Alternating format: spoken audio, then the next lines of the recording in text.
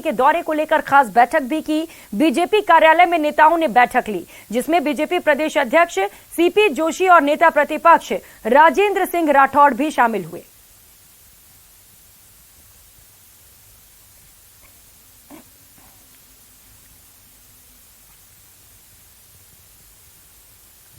तो पीएम मोदी का भव्य स्वागत किया जाना है और इसी को लेकर खास तैयारियां बीजेपी की ओर से की जा रही हैं और एक खास बैठक आयोजित की गई। जो तीर्थराज पुष्कर में यहाँ पे प्रधानमंत्री जी का कार्यक्रम हो रहा है, यहाँ से पूरा देश, चाहे पूर्व पश्चिम उत्तर दक्षिण, पूरे देश के कोने कोने की निगाह, लोगों की निगाह अब जो होगी वह इस रैली पे होगी, क्योंकि यह पहली रैली प्रधानमंत्री जी के कार्यकाल का 9 वर्ष पूरा होने पे पहली रैली कहीं हो रही है तो वह अजमेर में हो रही है, राजस्थान में हो रही है। यह हम सब राजस्थान के लोगों का सौभाग्य है कि प्रधानमंत्री जी का अभिनंदन करने का मौका मिल रहा है। लाभार्थी भी प्रधानमंत्री जी का अभिनंदन करेंगे। राजस्थान का सौभाग्य है कि हमारे राष्ट्र नायक माननीय नरेंद्र मोदी जी ऐतिहासिक 9 वर्ष पूरा होने पर पहली सभा राजस्थान को मिली है। यह पूरे राजस्थान के लिए गर्व का विषय है, जिन्होंने एक ऐतिहासिक कार्यकाल में अनेक सौगातें राजस्थान को दी है, चाहे सड़क हो, चाहे रेल हो, चाहे ग्रामीण विकास हो, चाहे शहरी विकास हो, चाहे शिक्षा और स्वास्थ्य को लेकर जो काम हुए हैं। निश्चित रूप से हर व्यक्ति के मन में उत्साह है। 31 तारीख इस संभाग की अब तक सबसे बड़ी सभा देश के यशस्वी प्रधानमंत्री नरेंद्र मोदी जी की होने वाली है। हमने 42 विधानसभा क्षेत्र में पीले चावल भेजे हैं। अकेले अजमेर जिले शहर और ग्रामीण से 1 लाख से ज्यादा लोग यहाँ आएंगे। अब तक का सबसे बड़ा टेंट और डोम यहाँ बनेगा। लोगों में अपार उत्साह है। प्रधानमंत्री नरेंद्र मोदी 31 मई को अजमेर के दौरे पर रहेंगे और एक विशाल जनसभा को संबोधित करेंगे। पीएम के दौरे की तैयारियों को लेकर बीजेपी नेताओं ने जान लगा दी है। तो वहीं अब अजमेर जिला प्रशासन ने भी प्रधानमंत्री की यात्रा के मद्देनजर तैयारियों को अंतिम रूप देना शुरू कर दिया है, जिसे लेकर जिला कलेक्टर ने कायड़ विश्राम स्थली पर एक बैठक का आयोजन किया और कलेक्टर ने अधिकारियों से पीएम के दौरे की तैयारियों का जायजा लिया। इस दौरान कलेक्टर ने दावा किया कि तय समय से पहले सभी तैयारियां पूरी कर ली जाएंगी। माननीय प्रधानमंत्री महोदय का जो विजिट है उसके लिए आज सभी विभागों की एक बैठक रखी गई थी, जिसमें सभी विभागों की जो तैयारियां हुई हैं उसका एक मॉनिटरिंग और सुपरविजन किया गया।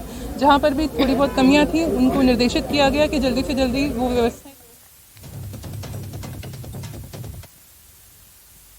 तो अजमेर में बीजेपी प्रदेश प्रभारी अरुण सिंह ने प्रदेश की कांग्रेस सरकार पर बड़ा हमला करते हुए कहा कि ये पहली सरकार है जिसके मंत्री अपनी ही सरकार के खिलाफ भ्रष्टाचार के आरोप लगाते हैं।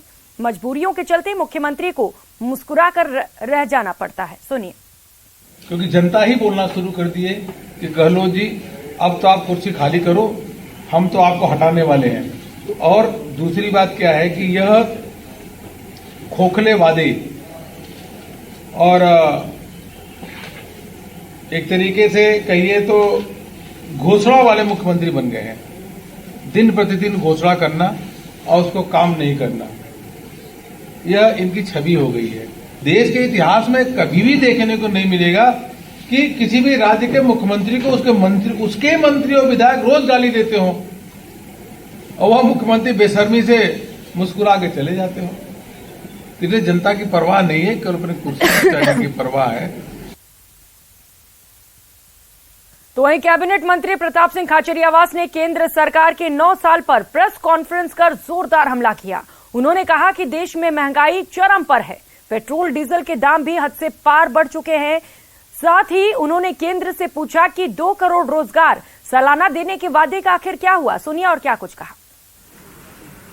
देखिए, पूरे देश में भारतीय जनता पार्टी के नेता बड़ी बड़ी बातें कर रहे हैं, और बड़ी बड़ी बातें करके कह रहे हैं कि हमारे 9 साल पूरे हो गए, हम जनता के बीच में जाएंगे और जाकर हमारे कामों को बताएंगे। सौगंध है बीजेपी के लोगों को, जरूर बताना।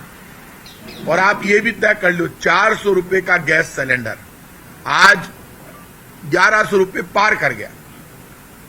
कितनी बार सिलेंडर के दाम बढ़े, कितनी बार पेट्रोल डीजल के दाम बढ़े। देश में किसान आंदोलन हुआ, सैकड़ों किसान मर गए। लास्ट में प्रधानमंत्री जी ने हाथ जोड़कर माफी मांगी। बीजेपी के लोगों एक बता दो, झूठ क्यों बोला, वादे पूरे क्यों नहीं किए, घोषणा पत्र में किए हुए वादे कहां गए, लोग रोटी और रोजगार को क्यों तरस रहे हैं, महंगाई ने रिकॉर्ड तोड़ दिए, आप क्या जवाब देना चाहते हो।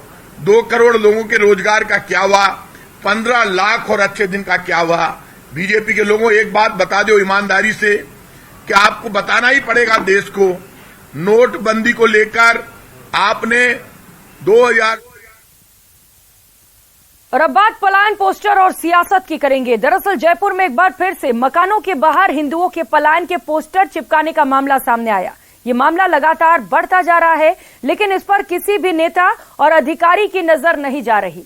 मामला बढ़ता देख वहां पर पुलिस बल तैनात किया गया है, लेकिन अब वहां पर लोग धरने पर बैठ गए हैं। ये खास रिपोर्ट देखिए।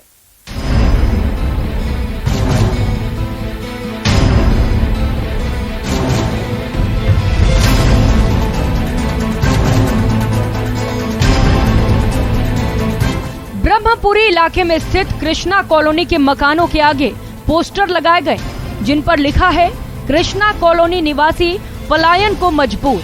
साथ ही ये भी लिखा है कि हवा महल के रामगढ़ क्षेत्र से हिंदुओं का पलायन जारी है। पलायन के लिए जिम्मेदार पार्षद पति और नगर निगम कर्मचारी और अधिकारी हैं। रामगढ़ रोड कृष्णापुरी के लोगों का आरोप है कि जो हिंदू परिवार है वो एक कॉलोनी गली मोहल्ले से पलायन कर रहे हैं, और पलायन का कारण वहां के जो स्थानीय जो पार्षद हैं और जो पार्षद पति हैं अख्तर हुसैन, उसके ऊपर आरोप लगा रहे हैं कि वो जो विकास कार्य हैं उसमें भेदभाव कर रहे हैं। और ये यहाँ पर ये इन लोगों का आरोप है कि ये जो गली है पिछले 2 महीनों से इस गली में सड़क का निर्माण नहीं हो पा रहा है। अगल बगल की जो सड़कें हैं उनमें सीसी सड़क का निर्माण कर दिया गया है। जो चबूतरे हैं वो समुदाय विशेष के लोगों के चबूतरे नहीं तोड़े गए, और जो हिंदू परिवार है उनके चबूतरे और जो पाइपलाइन है वो तोड़ दी गई है। हिंदुओं के पलायन वाले पोस्टर देखकर कॉलोनी के लोग धरने पर बैठ गए हैं। ब्रह्मपुरी थाना पुलिस धरने पर बैठे लोगों से समझाइश का प्रयास कर रही है। एसीपी चंद सिंह रावत ने बताया कि कॉलोनी के 50 से ज्यादा मकानों के आगे रात के अंधेरे में पोस्टर चिपकाए गए हैं। इसमें कुछ भी नहीं है, बिल्कुल छोटा सा मामला है। कृष्णापुरी है जिसके अंदर कोई रोड का काम चल रहा है निगम के द्वारा।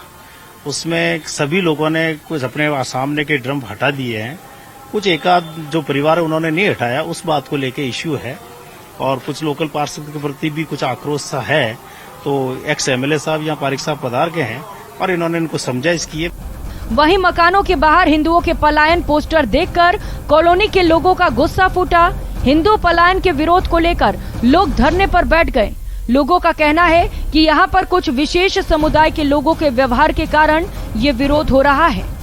हाँ सर, हम यहाँ 2 महीने हो गए, हम कंटिन्यू परेशानी से जूझ रहे हैं। हमारे बच्चे, छोटे छोटे बच्चे हमारे घर में बाहर निकलने को ऐसे चाहते हैं कि हम भी बाहर निकले, रोड पे कुछ देखे करें, मम्मी डैडी के साथ जाए, दादा दादी के साथ जाए, कोई नहीं जा पा रहा है।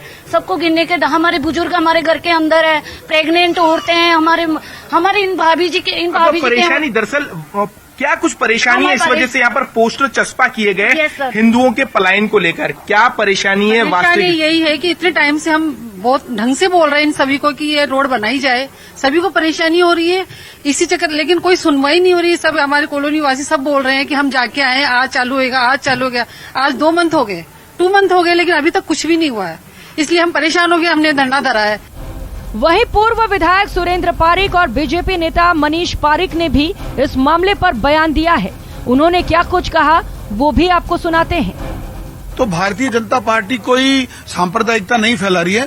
हम तो यहाँ के जो स्थानीय बाशिंदे हैं उनके साथ खड़े हैं, और इसलिए खड़े हैं क्योंकि यहाँ का मंत्री कांग्रेस पार्टी का प्रभावी मंत्री है, यहाँ का पार्षद कांग्रेस पार्टी का है, और वो लोग डिस्क्रिमिनेटी कर रहे हैं, वो पक्षपात कर रहे हैं हिंदू मुस्लिम में। नेताओं का चश्मा नहीं है धरना जो है, ये तो यहीं के ये जो स्थानीय निवासी उन्होंने दिया है, उनकी कुछ समस्याएं थी। एक तो ये सड़क वाला जो मामला पिछले 2 महीने से पेंडिंग पड़ा हुआ है, तो निगम ने जब काम चालू यहाँ कराया तो कुछ खुदे तोड़ दिए, कुछ थोड़े उन्होंने छोड़ दिए। लोग ये भी आरोप लगा रहे हैं कि उनका कहना यह है कि वो जो खुदे छोड़े उन्होंने समाज विशेष के लोगों के थे, और इन्होंने दुर्भावना से उन खुदों को छोड़ा है, तो जब तो सड़क बढ़ानी थी तो पूरे तोड़ देने चाहिए थे। फिलहाल पोस्टर किसने लगाए ये पता नहीं, लेकिन पिछले 5 से 6 सालों से ये मामला चलता आ रहा है। लोगों का कहना है कि कुछ लोगों को प्रताड़ित कर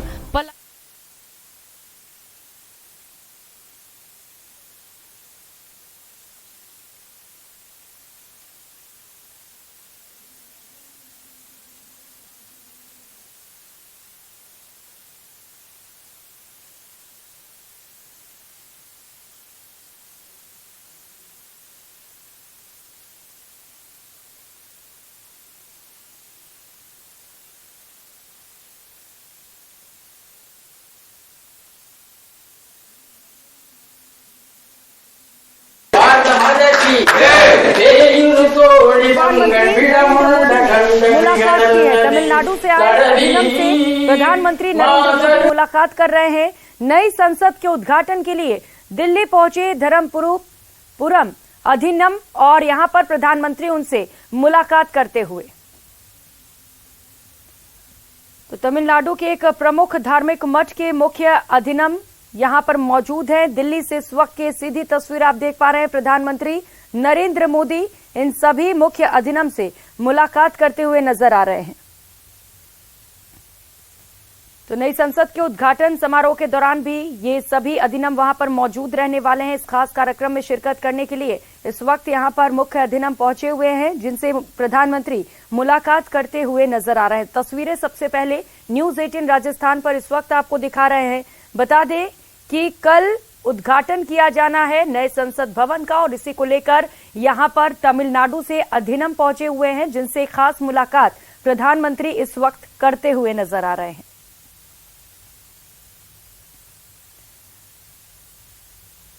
तो खास तस्वीरें इस वक्त आप टीवी स्क्रीन पर देख पा रहे हैं। कल बेहद खास दिन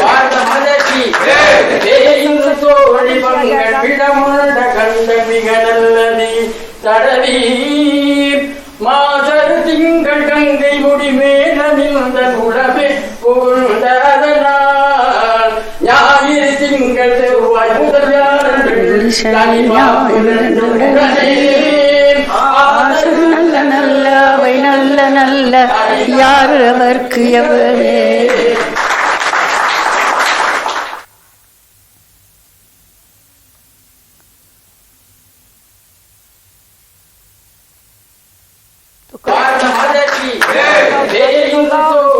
कार्यक्रम में शिरकत करने के लिए तमिलनाडु से यहाँ पर खास मेहमान पहुंचे हुए हैं। धार्मिक मठ के मुख्य अधिनियम यहाँ पर मौजूद हैं।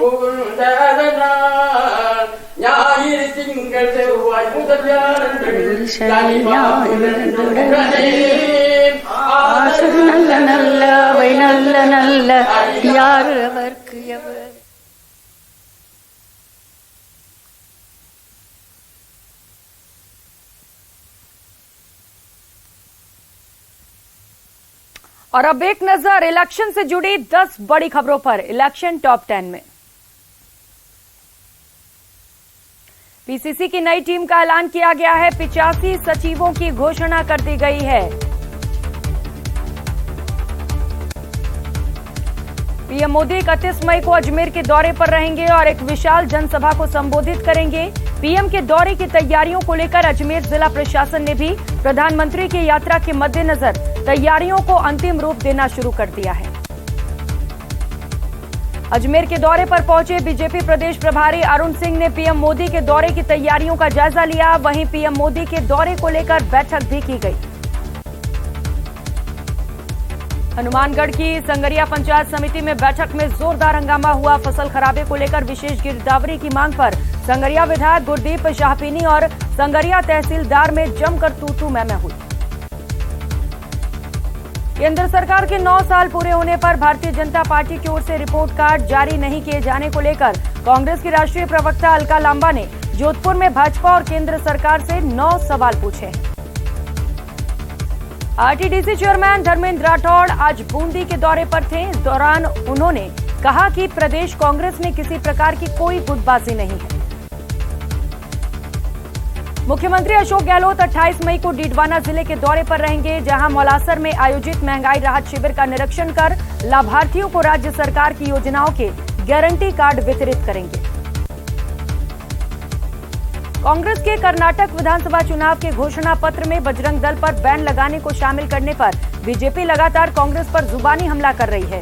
केंद्रीय कृषि राज्य मंत्री कैलाश चौधरी ने अपने आप को बजरंग दल का सिपाही बताते हुए कांग्रेस पर प्रहार किया। बीजेपी के प्रदेश प्रभारी अरुण सिंह ने कांग्रेस पर जमकर निशाना साधा। उन्होंने कहा कि कांग्रेस की अंतर्कलह राजस्थान में निचले स्तर तक पहुंच चुकी है।